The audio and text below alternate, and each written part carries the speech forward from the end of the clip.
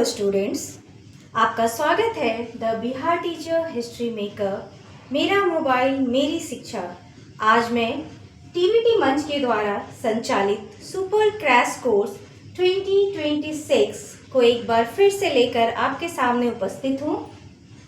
और जैसा कि आप जानते हैं कि मैं इंग्लिश की फैकल्टी हूँ and my topic is translation.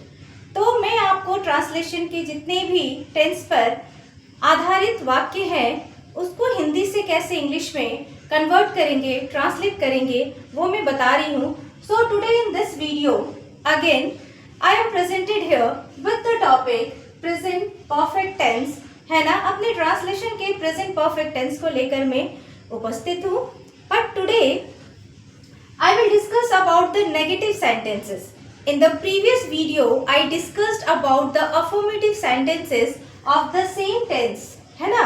लेकिन आज मैं आपको negative sentences के बारे में बताऊंगी कि कैसे आप present perfect के नकारात्मक वाक्यों को हिंदी से इंग्लिश में कन्वर्ट कर सकते हैं। Okay, there is a very little differences, है ना। उसके स्ट्रक्चर में आप देखोगे कि एक बहुत ही माइनर डिफरेंस है ना।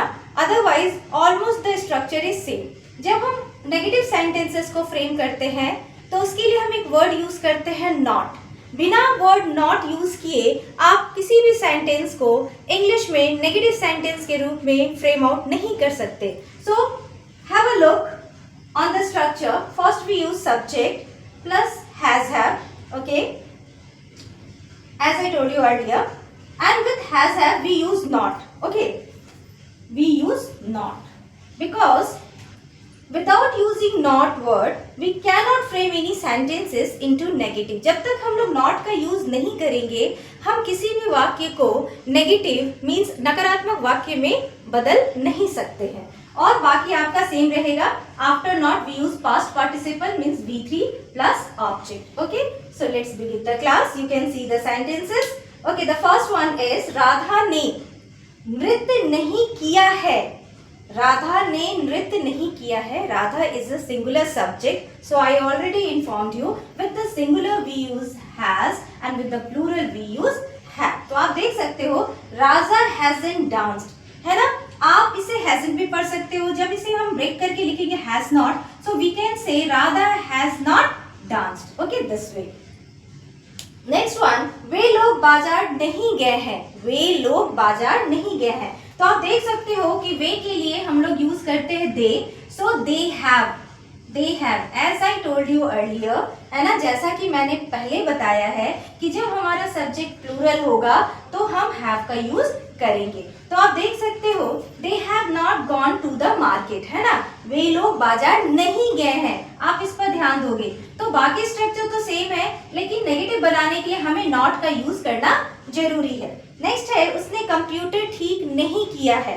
तो आप यूज कर सकते उसने कंप्यूटर, ओके।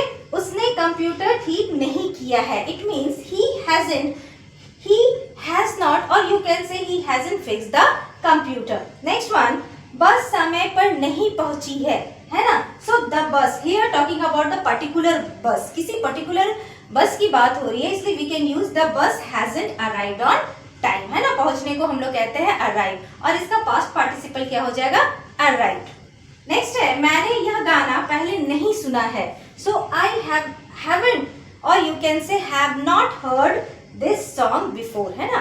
जैसे यहाँ पर आपको सुनना हियर, उसका पास्ट पार्टिसिपल यूज करोगे तो हो जाएगा हर्ड। तो ध्यान दोगे कि जब हम लोग यहाँ पर इसको नेगेटिव बना रहे हैं तो आई जो है वो हमारा सब्जेक्ट है। With I we use have not heard this song before, है ना। मतलब पहले उसने नहीं सुना है। नेक्स्ट है उसने मैच नहीं जीता है। उसने मैच नहीं जीता है।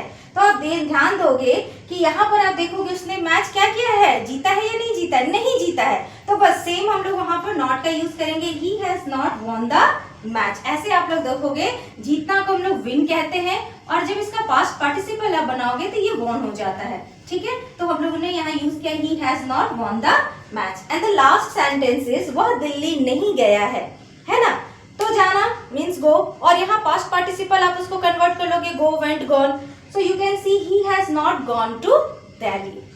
सो I hope you understood these sentences of negative or present perfect tense, and with regular practices only you can be able to convert or translate the sentences into English. Thank you.